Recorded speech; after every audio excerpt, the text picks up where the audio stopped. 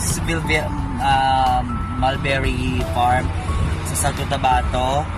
So, I am Mr. Sainusyo, nagbe-baking ako dito. So, ang implikasyon daw na luto na daw siya at may nanamnam is magda-dark ang kulay like this, oh. So, punta na kayo dito guys ng taga Manila, Luzon, Visayas, at abroad. Uwi na kayo dito sa Santo Tabato.